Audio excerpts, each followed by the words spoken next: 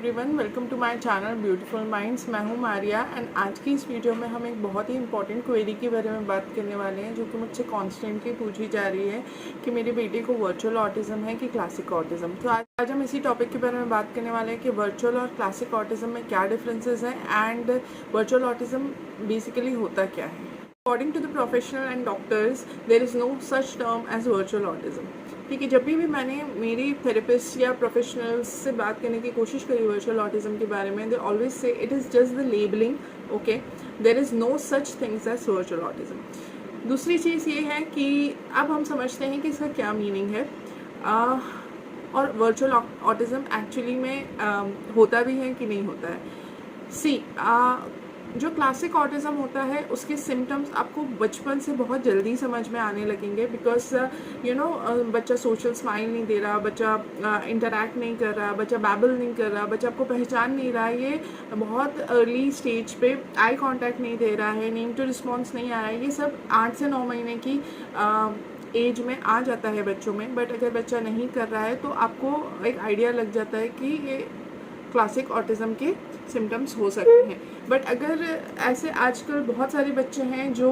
1-1.5 साल तक के तो काफ़ी हद तक के नॉर्मल थे, नॉर्मल माइलस्टोन्स, आई कांटेक्ट देते थे, सोशल स्माइल देते थे एंड सब कुछ एक नॉर्मल बच्चे की तरह करते थे। अचानक से उनकी स्पीच में रिग्रेशन आ गया, वो एक लॉस्ट वर्ल्ड में रहने लगे यानी एक वर्चुअल वर्ल्ड में वो धुन में रहने लगे बेसिकली। सो ये हुआ है ओवर एक्सपोजर ऑफ स्क्रीन की वजह से कि जब हम बहुत ज़्यादा स्क्रीन को एक्सपोज करते हैं बच्चों को तो वो अपने सेंसरी लर्निंग कर ही नहीं पाते बिकॉज एक नॉर्मल बच्चा हर चीज़ को मुंह में लेके, हर चीज़ को टच करके, फील करके, गिरा के हर चीज़ को महसूस करता है। बट अगर बच्चा स्क्रीन के ही सामने पूरा दिन निकाल रहा है या एक्सटेंसिवली स्क्रीन देख रहा है तो उसे कुछ समझ ही नहीं आ रहा, वो अपने सेंसेस को यूज़ ही नहीं कर रहा, वो सिर्फ एक ही चीज़ है कि बस देख रहा है एंड उसको वहाँ से भी कोई टू वे इंटरेक्शन नहीं है, सिर्फ ऑडिटरी उसको मिल रहा है। तो जो चीज़ इंसान मतलब कॉन्स्टेंटली देखता जाएगा तो वही वो रिपीटेटिव बिहेवियर उसके आने लगेंगे क्योंकि वो दूसरी चीज़ से तो कुछ कर ही नहीं पा रहा है, वो ना बाहर जा पा रहा है खेलने के लिए, ना वो कोई चीज़ को गिरा रहा है बिकॉज उसको स्क्रीन से इतना स्टिमुलेशन मिल रहा है कि वो बैठा हुआ है वहाँ पे स्क्रीन के सामने, तो उसको स्क्रीन की दुनिया नॉर्मल एक्चुअल वर्ल्ड से ज़्यादा अच्छी लग रही है, ज़्यादा कलरफुल लग रही है। तो बच्चा अपने एफर्ट्स ही नहीं डालता है कि वो कोई चीज़ को समझे और उसको एक्सप्लोर करने की कोशिश करे बिकॉज स्क्रीन काफ़ी ज़्यादा बच्चों को अट्रैक्ट करती है। तो वहीं पे हो जाते हैं सेंसरी प्रोसेसिंग डिसऑर्डर आ जाता है बच्चों में बिकॉज बच्चे अपने सेंसेस को यूज़ नहीं कर पाते हैं। तो जो एक प्रोसेस होता है पूरा जिसकी वजह से हम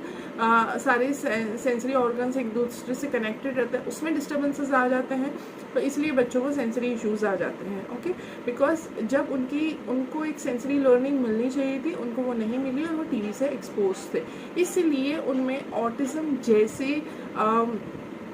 सिम्टम्स आने लगते हैं। बट आपका बच्चा ऑटिस्टिक नहीं है, ये सिर्फ एक डिले है स्क्रीन की वजह से। तो उसको वर्ड दे दिया गया है, एक फ्रेज दे दिया गया है वर्चुअल ऑटिज्म का, ओके। बट क्लिनिकली अगर हम देखने जाएंगे तो ऐसी कोई चीज़ एग्जिस्ट नहीं करती है वर्चुअल ऑटिज्म जैसी। बस जो स्क्रीन की वजह से, एक्सेसिव स्क्रीन एक्सपोजर की वजह से जो डिले आ रहा है बच्चों में, एक डेवलपमेंटल डिले आ गया है, तो उसको हमने एक नाम दे दिया है बिकॉज उसमें जो सिम्टम्स डेवलप हो रहे हैं वो ऑटिज्म जैसे ही हैं, तो इसलिए हमने उसको एक वर्चुअल ऑटिज्म का नाम दे दिया है। That doesn't mean your child is autistic, okay. So point ये है, ऐसा कोई भी क्राइटेरिया नहीं है प्रोफेशनल्स के पास कि वो उनको कुछ दिया गया है कि वो एक बच्चे को वर्चुअल ऑटिज्म का डायग्नोसिस दे सकें, ओके। वो सिर्फ सिम्टम्स सुन के एंड जो आप बताते हैं उसके आधार पे वो एक मतलब आप जो बताते हैं अपने बच्चे के बारे में, बच्चा एकदम नॉर्मल था, बट ऐसे क्लिनिकली कोई भी टेस्ट नहीं है जो ये प्रूव कर सके कि बच्चा वर्चुअल ऑटिज्म है, बच्चे को वर्चुअल ऑटिज्म है, ओके। बिकॉज जो डॉक्टर्स हैं वो DSM-5 और या ICD-10 फॉलो करते हैं और दूसरा कोई भी ऐसा वे नहीं है जहाँ पे ये प्रूव होता हो कि बच्चे को वर्चुअल ऑटिज्म है। तो जो बच्चे बहुत हद तक के नॉर्मल बच्चे जैसे थे एंड अचानक से उनमें screen over exposure of screen की वजह से रिग्रेशन आने लगा, डेवलपमेंटल डिले आने लगा, एंड स्क्रीन की वजह से वो नॉर्मल वर्ल्ड से डिस्कनेक्ट होकर एक वर्चुअल अपनी दुनिया में खो गए, तो वहाँ वर्चुअल ऑटिज़म हो सकता है। ओके, सो सेम चीज़ मेरे साथ भी थी कि जब हुज़ैफ़ा से 1.5 साल का था, सारे माइलस्टोन्स बहुत अच्छे से अचीव हुए, नेम टू रिस्पॉन्स था, आई कांटेक्ट था, हमें कभी ऐसा रियलाइज़ ही नहीं हुआ कि बच्चे में कोई भी प्रॉब्लम है। जब रियलाइज़ हुआ, जब लगा कि नहीं ये बहुत ज़्यादा स्पिनिंग कर रहा है, ये पूरा टाइम राइम्स वर्बल स्टिमिंग कर रहा है, बहुत सारी ऐसी चीज़ें जो हमें थोड़ी सी ऑकवर्ड लगने लगी, तो देन हमने जब उसका डायग्नोसिस कराया तो उसको माइल्ड टू मॉडरेट ऑटिज़म ही आया, but we have never got any diagnosis of virtual autism. Okay, because autism जैसे फीचर्स अगर आएंगे तो उसको वो लोग या तो माइल्ड ऑटिज़म में ही डालेंगे या तो फिर बॉर्डर लाइन ऑटिज़म में डालेंगे। ठीक है, अब आपको दूसरी चीज़ ये है कि बच्चों की जो सेंसरी इश्यूज़ होते हैं वो स्क्रीन बंद करने के बाद थोड़े टाइम में चले जाते हैं। हुज़ैफ़ा को भी बहुत सारे सेंसरी इश्यूज़ थे जो कि 90% तक के अभी तक सॉल्व हो चुके हैं। Diagnosis time by time change होती रहती है, बिकॉज जब मैंने आज से 10 मंथ्स पहले डायग्नोसिस कराया था तो माइल्ड टू मॉडरेट ऑटिज़म आया था। अभी डायग्नोसिस करवाया उसको स्कूल जब हम लोगों ने भेजा, तब हमने उसका वापस से फ्रेश एक डायग्नोसिस करवाया, असेसमेंट करवाया, तब उसको बॉर्डर लाइन ऑटिज़म डिटेक्ट हुआ, but no document states that he has virtual autism. ये जो ऑटिज़म के फीचर्स उसमें आ गए हैं ये स्क्रीन की वजह से हो सकते हैं, बिकॉज वो बहुत ज़्यादा एक्सपोज था बिफोर 2 years स्क्रीन से कोविड के पीरियड में। सो उसके अंदर में भी एक डिले आ गया है, because up till 1.5 years he was very much like a normal kid, and उसके बाद ही ये सब प्रॉब्लम्स उसमें आना चालू हो गए हैं। तो वर्चुअल ऑटिज़म बेसिकली ये नहीं है कि बचपन से ही बच्चे को ऑटिज़म है, नहीं। ये वर्चुअल ऑटिज़म जो एक फ्रेज़ दिया गया है ये उन बच्चों के लिए दिया गया है जो कि बचपन से बिल्कुल नॉर्मल थे, and over exposure of screen की कारण उनकी जो डेवलपमेंटल एज थी उनका प्रॉपर से डेवलपमेंट नहीं हो पाया, और उनके डेवलपमेंट में डिलेज आ गए, स्पीच में डिले आ गया, कम्युनिकेशन में प्रॉब्लम्स आ गई, सेंसरी इश्यूज़ हो गए। तो बहुत करके सेम ही सिम्टम्स रहते हैं। ऐसा नहीं है कि वर्चुअल ऑटिज़म के बच्चों को सेंसरी इश्यूज़ नहीं रहते हैं, बट वो सेंसरी इश्यूज़ बहुत जल्दी सॉल्व भी हो जाते हैं। तो ये एक आप समझ सकते हैं कि अगर आपके बच्चे के सेंसरी इश्यूज़ बहुत जल्दी चले गए हैं तो समझ सकते हैं कि उसमें स्क्रीन डेवलपमेंटल डिले हो गया है। दूसरी चीज़ ये है कि ऑटिस्टिक बच्चे जो रहते हैं वो ज़्यादा किसी से घुलते मिलते नहीं हैं, ज़्यादा इन्वॉल्व नहीं होते, बट सेम चीज़ हुज़ैफ़ा के साथ भी थी। उसको बस टीवी चाहिए होता था और वो किसी से इन्वॉल्व नहीं होता था, बस टीवी से ही इन्वॉल्व होता था, भीड़ से भी बहुत घबराता था। But as of right now वो उसको सब लोगों से मिलना अच्छा लगता है, उसको नीचे बच्चों के साथ खेलना अच्छा लगता है, वो अपना बेस्ट देने की कोशिश करता है कि वो पूरा टाइम लोगों से घिरा रहे। तो उसके अंदर अब वो सोशल एंग्जाइटी ये सब कुछ भी नहीं रहा है, एंड ही इज़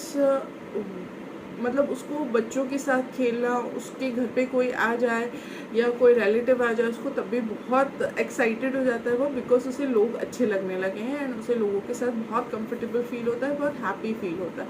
तो ये हम कह सकते हैं रिपीटेटिव बिहेवियर्स थोड़े से हैं अभी भी,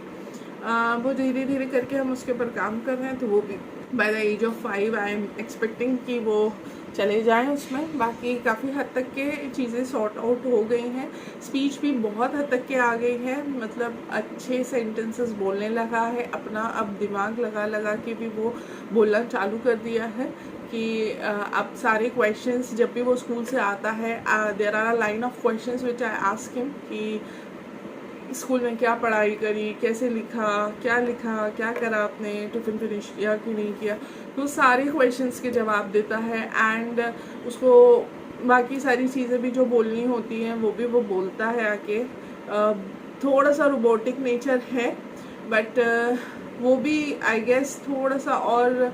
हम लोग ध्यान देंगे तो वो भी उसके ऊपर हम काम कर रहे हैं। कुछ कॉम्प्लिकेटेड क्वेश्चंस होते हैं जहाँ पे वो नहीं समझ पाता है, बट ये नहीं है कि डायग्नोसिस क्या आ रहा है या क्लासिक है या वर्चुअल है। क्लासिक रहेगा तो बच्चा का जो रिकवरी टाइम है वो थोड़ा सा ज़्यादा होता है, वर्चुअल ऑटिज्म में रिकवरी टाइम थोड़ा जल्दी होता है। सो फ़र्क तो दोनों में आएगा, और पॉइंट ये है कि हमें काम हर केस में करना है, बिकॉज ऑटिज्म भी है तो भी एक डेवलपमेंटल डिले ही है, वर्चुअल ऑटिज्म भी है तो भी एक डेवलपमेंटल डिले है। The only difference is the recovery time, okay. And virtual autism पूरी तरीके से क्योरेबल है, एंड जो क्लासिक ऑटिज्म है काफ़ी हद तक हम उसे बेटर बना सकते हैं, बट कुछ कुछ ट्रेट्स रह जाते हैं, तो इसलिए कहा जाता है कि वो पूरी तरीके से क्योरेबल नहीं है। मेडिकल टर्म्स में उसका कोई क्योर नहीं है। सो इतनी कंडीशन बेटर हो जाती है कि लोग अपने जो सिम्टम्स हैं उसको मैनेज करना सीख जाते हैं, ओके। सो पॉइंट अपनी एनर्जी इस चीज़ पर ला लगाते हुए कि कौन सा ऑटिज्म है, कौन सा, और हमें बेसिकली सिम्टोमेटिक इलाज होता है। अगर मेरा बच्चा टो वॉकिंग करना है तो मुझे उसको वो ट्रीटमेंट देना है, अगर उसकी फाइन मोटर अच्छी नहीं है तो मुझे फाइन मोटर का ट्रीटमेंट देना है, उसकी ग्रॉस मोटर अच्छी नहीं है तो मुझे ग्रॉस मोटर का, उसको जिस चीज़ का नीड है या जो उसके सिम्टम्स है उस हिसाब से मुझे उसके ऊपर, बच्चे के ऊपर काम करना है। बिकॉज अगर उसकी फाइन मोटर अच्छी, वो हर चीज़ कर ले रहा है, तो उस चीज़ पे काम करने का कोई फ़ायदा नहीं, ओके। तो सिम्टम्स हैं, अब मेरे बेटे में भी काफ़ी सारे सिम्टम्स थे, तो उन सिम्टम्स पे काम किया गया, तो वो सिम्टम्स अब ठीक हो गए, धीरे धीरे हर एक गोल अचीव हो रहा है। सो पॉइंट ये है कि आपको काम तो करना है, चाहे वो कोई भी टाइप का ऑटिज्म हो या कोई भी टाइप का डेवलपमेंटल डिले हो, तो काम करेंगे तो रिजल्ट आएंगे। ज़्यादा एनर्जी इस चीज़ पे ना लगाते हुए, फिक्स्ड मेंटालिटी ना लगाते हुए कि यही वाला ऑटिज्म है, ये ऐसा नहीं हो सकता, वैसा नहीं हो सकता, नहीं। डायग्नोसिस ये कोई मेडिकल डायग्नोसिस नहीं होती है, आपको सबको पता होगा कि ये एक साइकोलॉजिकल असेसमेंट है। ये टाइम के साथ अगर आप बच्चे के ऊपर काम करेंगे, बच्चे को एक अच्छा एनवायरनमेंट देंगे, अच्छी डाइट देंगे, उसके साथ खेलेंगे, उसके साथ क्वालिटी टाइम स्पेंड करेंगे, और जो भी उसकी नीड बेस्ड रिक्वायरमेंट्स हैं, उसको सेंसरी डाइट चाहिए या फिर जो भी उसको चाहिए वो आप अगर देंगे, थेरेपीज करवाएंगे, तो diagnosis day by day change हो जाएगी, ओके। आज आपको कुछ डायग्नोसिस मिल रही है, नेक्स्ट टाइम आपके बहुत सारे गोल्स उस डायग्नोसिस में अचीव हो जाएंगे, और आपको डायग्नोसिस जो भी असेसमेंट रिपोर्ट आएगी उसमें एक स्टेप बेटर ही मिलेगा आपको। तो वही है कि, और दूसरी चीज़ ये है कि डायग्नोसिस कैसा होता है कि बहुत बार जब 3 बार मैंने मेरे बेटे का डायग्नोसिस करवाया, एंड कितनी ही चीज़ें वो घर पे कर लेता है, बट वो वहाँ पे नहीं कर पाता है जाके, बिकॉज में भी एंग्जाइटी हो जाती है, उन लोग को अनजान लोग दिखते हैं, तो वो जैसे for an example candle blow करना है, ओके। कैंडल वो बहुत इजीली ब्लो कर लेता है घर पे, बट उसकी रिपोर्ट्स में ऐसा लिखा हुआ है कि वो कैंडल ब्लो नहीं कर पा रहा है, बिकॉज फिर मैंने बताया कि नहीं, वो घर पे कैंडल ब्लो कर लेता है, उसको ब्लोइंग को कोई प्रॉब्लम नहीं है, वो विसल भी बजा लेता है, वो बलून भी अब ब्लो कर लेता है। तो जो मतलब समझ जाइए आपकी उतने टाइम में भी बच्चे का मूड नहीं है या उसे नहीं करना है। जैसे हमारे साथ होता है कि एग्ज़ाम में हम सब पढ़ के जाते हैं, बट जब क्वेश्चन पेपर सामने आता है तो हम काफ़ी सारी चीज़ें भूल जाते हैं। तो वैसे ही हो सकता है बच्चों के साथ भी होता हो कि वहाँ पे हो सकता है वो घर पे कुछ चीज़ें कर सकते हों, बट वहाँ पे नहीं कर पाए, तो भी रिपोर्ट्स में कुछ डिफरेंसेस आ सकते हैं। तो चाहे कोई भी टाइप का हो, वर्चुअल हो, माइल्ड हो, मॉडरेट हो, सीवियर हो, बच्चे को जो चाहिए, बच्चे के जो सिम्टम्स हैं उसके हिसाब से आप बच्चे के ऊपर काम करिए, थेरेपीज़ दीजिए,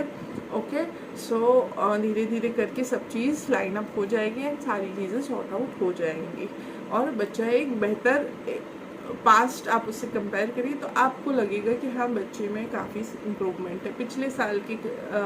कंपैरिजन में या पिछले महीने के कंपैरिजन में बच्चे में अब ये चीज़ बच्चा सीख गया है, अब मेरे को ये चीज़ सिखानी है, तो नेक्स्ट वो चीज़ वो सीख जाएगा। इसलिए आप मेहनत करेंगे बच्चे के ऊपर तो बच्चा लर्निंग करने लगेगा, थोड़ा स्लो करेगा लेकिन करेगा, ओके। सो यही चीज़ें मुझे कुछ शेयर करनी थी। सो आई होप आपको ये वीडियो पसंद आई होगी और आपको वर्चुअल ऑटिज्म का कॉन्सेप्ट क्लियर हुआ होगा कि क्या है